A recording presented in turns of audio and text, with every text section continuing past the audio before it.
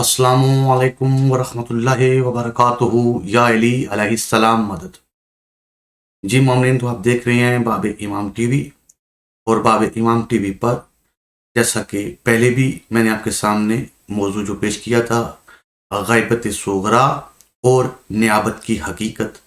आज का उसका दूसरा पार्ट आपकी खिदमत में पेश कर रहा हूँ। यकीनन पहले पार्ट के अंदर मैंने आपके सामने कुछ मालूमात जो है वो आपके सामने पेश की थी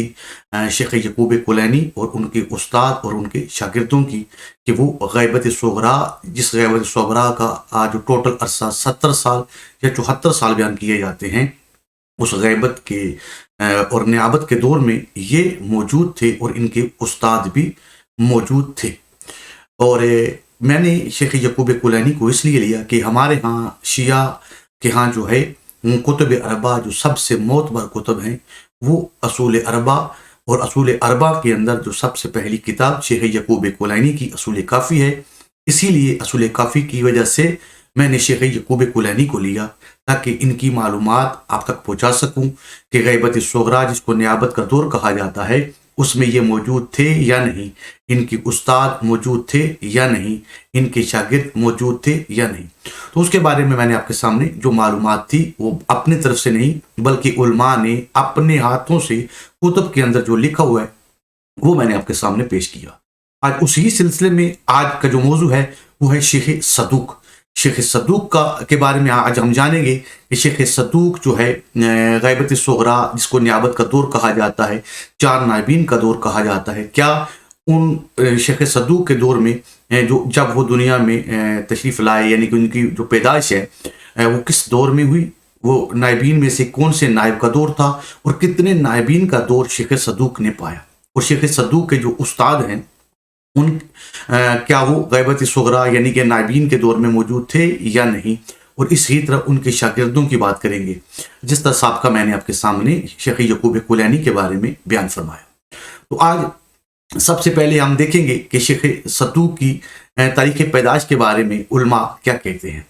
तो यहाँ पर उलमा के यहाँ 2 बातें मिलती हैं, किसी ने 306 हिजरी लिखा है और किसी ने 305 हिजरी लिखा है। तो यकीनन आप इनमें से जो भी आपको जिस पर आप मुतमईन हैं, 306 हिजरी को लेना है तब भी, या 305 हिजरी को। यहाँ तारीख़ पैदाश जो है ये शेख सदूक की आपके सामने पेश हो चुकी है, और ये अपनी तरफ से मैं पेश नहीं कर रहा बल्कि उलमा ने अपने ही किताबों के अंदर जो लिखा हुआ है, और शेख सदूक की अपनी जो किताबें हैं, जैसा आप मानिउल अखबार को उठा लें या अमाली शेख सदूक को उठा लें, इस तरह बहुत सी शेख सदूक की और कुतुब हैं जिनके अंदर उनकी तारीख़ वलादत लिखी हुई है। तो यानी कि ये पता चला कि तारीख़ शेख सदूक की 305 को ले ले तब भी, या 306 हिजरी को ले ले तब भी, तो ये तीसरे नायब का दौर बनता है। तीसरे नायब के दौर में जो है ये पैदा हुए। तो तीसरे नायब की जो टोटल नियाबत का जो अरसा है वो है 25 साल, ये 20 साल। तो अब तीसरे नायब जो हुसैन बिन रूह हैं, इन्हीं के दौर नियाबत के अंदर ये पैदा होते हैं, और तीसरे नायब की वफ़ात पर ये 20 साल के होते हैं, और इनके बाद चौथे नायब अली बिन समरी हैं, और 5 साल अली बिन समरी की नियाबत है। तो ये टोटल 25 साल बने। तो 25 साल में यकीनन आप जानते हैं कि एक शख्स जो है वो मुकम्मल जवान होता है, और इस पर यकीनन आप तमाम जानते हैं कि उलमा ने अपनी अपनी कुतुब के अंदर जो कुछ लिखा है शेख सदूक की बाप के बारे में, कि शेख सदूक के बाप के यहाँ औलाद नहीं हो रही थी, तो उन्होंने तीसरे नायब से आके रजू की कि इमाम अलैहिस्सलाम से मेरे हक़ में दुआ करें कि अल्लाह मुझको कोई औलाद नूरीना अता करे। तो इमाम अलैहिस्सलाम की तरफ से जो तीसरे नायब को, ये उलमा जो खुद बयान कर रहे हैं, मैं उनकी बात कर रहा हूँ, अपनी तरफ से कोई एक जुमला भी आपके सामने पेश नहीं कर रहा, और ये सारी बातें कुतुब के अंदर लिखी हुई हैं। हवाले जिस किसी को भी चाहिए वो मैं हाज़िर हूँ इंशाअल्लाह, वो तमाम किताबें जहाँ जहाँ ये बात मौजूद है वो मैं आपके सामने पेश करूँगा। तो इस पर शेख सदूक के वालिद को जो तीसरे नायब हैं वो इमाम अलैहिस्सलाम की तरफ से हुक्म देते हैं कि आप इस तरह करें कि आपने जो अपने ख़ानदान से शादी की हुई है, इसमें आप औलाद नहीं होगी, आप दूसरी शादी करें, और अल्लाह आपको 2 सालिया आलम और फ़की बेटे अता करेगा। तो ये इमाम अलैहिस्सलाम की तरफ से तीसरे नायब जो हैं शेख सदूक के वालिद को ये पैगाम देते हैं, और उसी साल में शेख सदूक के वालिद जो शादी भी करते हैं और उसी साल के अंदर जो है शेख सदूक दुनिया में आते हैं। तो अब ये कहना कि वो उस वक्त बच्चे थे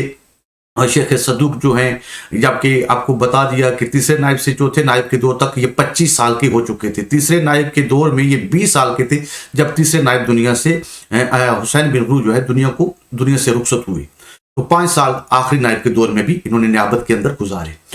सवाल मैंने पहले भी आपसे यही किया था शेख यकूब कुलानी के हवाले से भी कि शेख सदूक 2 नायबीन के दौर में मौजूद हैं और उलमा ने 300 किताबों का जिक्र किया है कि शेख सदूक ने जो अपने हाथों से किताबें लिखी। हाँ, इस वक्त हमारे पास जो है वो ज़्यादा मौजूद नहीं है, लेकिन फिर भी 30 से 40 किताबें शेख सदूक के हाथ की लिखी हुई उलमा शिया के यहाँ मौजूद हैं। लेकिन किसी एक किताब में भी शेख सदूक से कोई ऐसी हदीस नहीं मिलती कि उन्होंने डायरेक्ट इन जिन नायबीन के दौर में मौजूद थे उनसे लेके लिखी हो।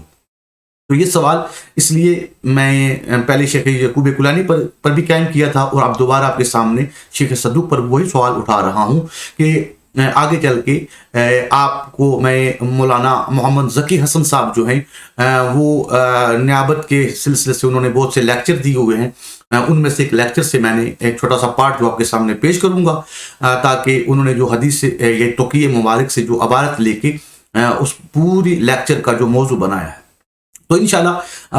आज सबसे पहले मैंने शेख सदूक का के बारे में आपको बताया कि शेख सदूक जो है मज़ीद मालूमात भी मैं आपके सामने पेश कर देता हूँ। शेख सदूक जो हैं इनकी जो वलादत है 306, मैंने आपको बता दिया कि 306 हिजरी में तो इनकी जो वलादत है शेख सदूक की वो 306 हिजरी है और इनकी तारीख़ वफ़ात जो है वो है 381 हिजरी। यानी कि गैबत सुगरा जब सिलसिला नियाबत ख़त्म हुआ तो उस ख़त्म होने नायबीन का सिलसिला ख़त्म होने के बाद तकरीबन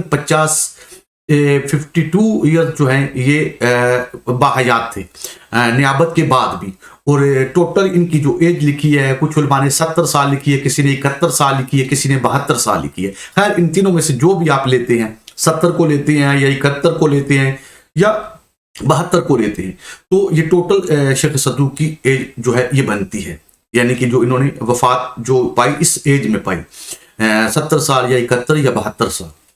तो इनकी 20 से 25 साल जो हैं वो दौरे नियाबत यानी नायबीन के दौर में गुजरे हैं। लेकिन इसके बावजूद भी इन्होंने कोई एक हदीस भी डायरेक्ट नायबीन से लेके अपनी किताबों के अंदर नहीं लिखी। इसी तरह शेख यकूब कुलैनी हैं और उनके बाब में जो मैंने पहला पार्ट बताया था कि उनके वो जो उस्ताद हैं वो भी उस वक्त अक्सर उस्ताद जो शेख यकूब कुलैनी के हैं वो भी दौरे नियाबत नायबीन के दौर में मौजूद थे और उन्होंने कोई एक हदीस भी डायरेक्ट नायबीन से लेके नहीं लिखी। इसी तरह शेख यकूब कुलैनी ने खुद भी नायबीन का दौर पाया और इसमें उन्होंने कोई एक हदीस भी लेके डायरेक्ट नायबीन से लेके अपनी किताब में नहीं लिखी। तो चलते हैं शेख सदूक के बारे में कि उनके उस्तादों के बारे में देखते हैं कि शेख सदूक के उस्ताद जो हैं वो कौन कौन थे। सबसे पहले तो उनके उस्ताद जो है उनके अपने वालिद ही हैं। शेख सदूक के वालिद जो अली बिन बाबिया कुमी के नाम से मशहूर हैं और उलमा इसके बारे में आपको मजीद बेहतर बता सकते हैं आप जब सवाल करेंगे। दूसरे नंबर पर जो है इनके उस्ताद, इनका नाम है मोहम्मद बिन हसन वलीद कुम्मी और इसके बाद तीसरे नंबर पर अहमद बिन अली बिन इब्राहिम कुम्मी। ये शेख यकूब कुलैनी के भी उस्ताद हैं। ये तफसीर कुम्मी बड़ी ही मशहूर ज़माना किताब है हम शिया के यहाँ और इस के जो मौलिफ है अली बिन इब्राहिम कुम्मी ये शेख सदूक के भी उस्ताद हैं और शेख यकूब कुलैनी के भी उस्ताद हैं। तो अगर आप खुद सोच लें कि अगर शेख सदूक जो शेख यकूब कुलैनी के बाद के हैं ये उनके भी उस्ताद हैं और शेख यकूब कुलैनी शेख सदूक ने 2 नायबीन का दौर पाया है तो यकीनन अली बिन इब्राहिम कुम्मी जो हैं इन्हों भी नायबीन के दौर में ये मौजूद थे क्योंकि ये शेख सदूक जो है शेख यकूब कुलैनी के बाद के हैं और बल्कि शेख सदूक जो है शेख यकूब कुलैनी के शागिर्दों में भी आते हैं। तो शेख सदूक और शेख यकूब कुलैनी डायरेक्ट खुद जो हैं ये अली बिन इब्राहिम कुम्मी के भी जो हैं ये शागिर्द हैं। तो खैर शेख यकूब कुलैनी ने 6700 कुछ हदीसें जो हैं असूल काफ़ी के अंदर जो लेके लिखी हैं वो अली बिन इब्राहिम कुम्मी से ही लेके लिखी हैं। सबसे ज़्यादा उलमा का ये इत्तफाक है और उलमा ये इस बात को कबूल करते हैं और इकरार करते हैं कि शेख यकूब कुलैनी ने सबसे ज़्यादा उस्तादों में से अगर किसी से हदीसें ली हैं तो वो अली बिन इब्राहिम कुम्मी ही हैं। اور علی بن ابراہیم قمی جو ہیں یہ بھی غیبت صغریٰ یعنی کہ نائبین کے دور میں موجود تھے، اور علی بن ابراہیم قمی نے بھی کوئی ایک حدیث بھی اپنی کتاب میں ڈائریکٹ نائبین سے لے کے نہیں لکھی۔ آگے ان کے 4 نمبر جو شیخ صدوق کے جو استاد ہیں ان کا نام ہے علی بن محمد قزوینی ہیں۔ یہ علی بن محمد قزوینی بھی شیخ صدوق کے استاد ہیں۔ اس کے بعد 5 نمبر پر ہیں جعفر بن محمد بن شازان، اور 6 نمبر پر ہیں جعفر بن محمد بن کولویہ قمی، اور 7ویں نمبر پر علی بن احمد بن مہریار ابو الحسن خیوطی، اور 9 نمبر ابو جعفر محمد بن علی بن اسود، اور 10 نمبر پر ابو جعفر محمد بن یعقوب کلینی۔ یہ دیکھ لیں یعقوب کلینی جو ہیں ان کے بیٹے ابو جعفر محمد بن یعقوب کلینی، یہ بھی ان کے استاد ہیں شیخ صدوق کے۔ اسی طرح احمد بن زیاد بن جعفر حمدانی، یہ 11 لوگ جو ہیں شیخ صدوق کے استاد ہیں۔ اور میں باقی کی تو بات نہیں کرتا، لیکن جو علی بن ابراہیم قمی ہیں یہ شیخ صدوق کے بھی اور شیخ یعقوب کلینی کے بھی استاد ہیں۔ تو اس پر سب سے پہلے میں چاہتا ہوں کہ میں آپ کے سامنے مولانا محمد ذکی حسن صاحب جو ایک بات کر رہے ہیں پہلے اس کو سنتے ہیں، پھر اس پر چند مزید باتیں جو ہیں جو معلومات ہے وہ میں آپ تک شیئر کرتا ہوں۔ چلے آئیں سب سے پہلے ہم دیکھتے ہیں کہ اس کے بارے میں مولانا محمد حسن ذکی صاحب کیا کہتے ہیں۔ اللہ من الشیطان الرجیم، بسم اللہ الرحمن الرحیم، الحمد لأہلہ والصلاة علی اہلہا واللعنۃ علی مستحقہا، اما بعد فقد قال الامام الحجہ صلوات اللہ وسلامہ علیہ، اما الحوادث الواقعہ فارجعوا فیہا الى روات احادیثنا فإنهم حجتی علیکم وأنا حجت اللہ علیہم۔ اس حدیث شریف کو میں نے مسلسل آپ کے سامنے تمام گفتگو کے دوران پیش کیا۔ آج اس حدیث شریف کو آپ کے سامنے ترجمے کے ساتھ پیش کرنے کا موقع آ گیا ہے۔ ہمارے اور آپ سب کے آقا اور مولا نے ایک اہم ذمہ داری اپنی توقیع مبارک میں، کہ جس کو اکمال الدین کتاب میں لکھا گیا ہے، ایک اہم ذمہ داری تمام ان افراد کی کہ جن کے دلوں میں اہل بیت اطہار کی محبت پائی جاتی ہے، ان تمام افراد کو یہ ذمہ داری دی ہے کہ تمہیں اس غیبت کے دور میں کیا کرنا ہے۔ مولا فرماتے ہیں کہ اما الحوادث الواقعہ، یہ جو نئے نئے واقعات، نئے نئے انسیڈنٹس تمہارے سامنے آئیں، ان موقعوں پر تمہاری ذمہ داری ہے کہ فرجعوا فیہا، تم سب رجوع کرو، تم سب متوجہ ہو جاؤ، تم سب جاؤ کس کے پاس؟ الی روات احادیثنا، ان لوگوں تک جو ہماری حدیثوں کو بیان کرتی ہیں، یعنی ہماری حدیثوں کو صحیح شکل میں لوگوں کے سامنے پیغام کے طور پر شریعت کے حکم کی شکل میں جو پیش کریں، ان سب کے پاس تم سب جاؤ۔ اور اس کے بعد جملہ فرماتے ہیں کہ فَإِنَّهُمْ حُجَّتِي عَلَيْكُمْ، یہ جملہ بڑا اہم ہے۔ مولا فرماتے ہیں کہ یہ میری روایتوں کے بیان کرنے والے اور میری روایتوں کے ذریعے سے شریعت کو دنیا والوں تک پہنچانے والے یہ وہ افراد ہیں کہ جو فَإِنَّهُمْ حُجَّتِي عَلَيْكُمْ، میرے نمائندے، میری حجت ہیں تم سب کے اوپر، وَأَنَا حجت اللہ علیہم، اور میں اللہ کا نمائندہ ہوں ان سب کے اوپر۔ یعنی اس کے معنی ہے کہ ان شخصیتوں کی زبان، ان شخصیتوں کا قلم، ان شخصیتوں کا ذہن، یہ تمام چیزیں ہیں کہ جن پر امام نے اپنی حجت اور اپنے نمائندگی کی مہر لگا دی ہے۔ لہٰذا ہر شخص کو ان شخصیتوں کے پیچھے چلنے اور ان شخصیتوں سے شریعت کے احکام کو دریافت کرنے کی ذمہ داری دی گئی ہے، اور اسی لیے ہم سب کو کوشش کرنی چاہیے کہ اپنی جی مومنین، تو یقیناً آپ نے مولانا محمد ذکی حسن صاحب کو سنا، اور وہ ایک توقیہ مبارک جو اسحاق بن یعقوب کلینی کے کچھ سوالات تھے جو اس نے سوالات لکھ کر ایک خط کے اندر امام علیہ السلام کی طرف نائبین کے ذریعے ارسال کیے، اور امام علیہ السلام کی طرف سے جو جواب آئے وہ اس توقیہ کے اندر موجود ہیں، اور مولانا صاحب اس ہی توقیہ میں سے یہ عبارت جو امام علیہ السلام کی پیش کی جاتی ہے اس کو پیش کر رہے ہیں کہ جو حوادث واقعہ کی بات جب آئے تو تم ہمارے حدیث کے راویان کی طرف رجوع کرو، اور وہ تم پر حجت ہے اور ہم ان پر حجت ہیں۔ یقیناً یہ حدیث آپ نے ان کی زبانی سن لی اور یہ توقیہ مبارک میں موجود ہے۔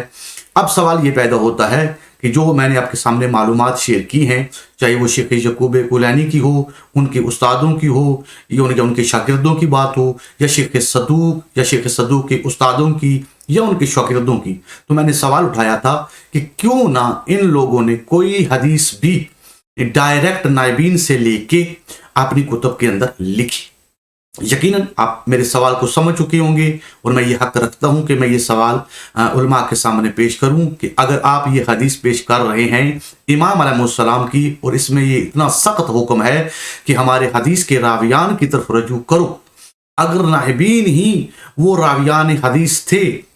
تو پھر ان تمام علماء کا، چاہے وہ شیخ صدوق ہوں، چاہے شیخ یعقوب کلینی ہوں، یا شیخ صدوق کے استاد ہوں، یا شیخ یعقوب کلینی کے استاد ہوں، تو ان کا حق بنتا تھا کہ وہ تمام حدیثیں ان نائبین سے لے کے اپنی کتب میں لکھتے۔ لیکن ان تمام علماء کی کسی ایک کتاب میں بھی ایک حدیث بھی ایسی نہیں ملتی کہ ڈائریکٹ انہوں نے ان نائبین سے لے کے لکھی ہو،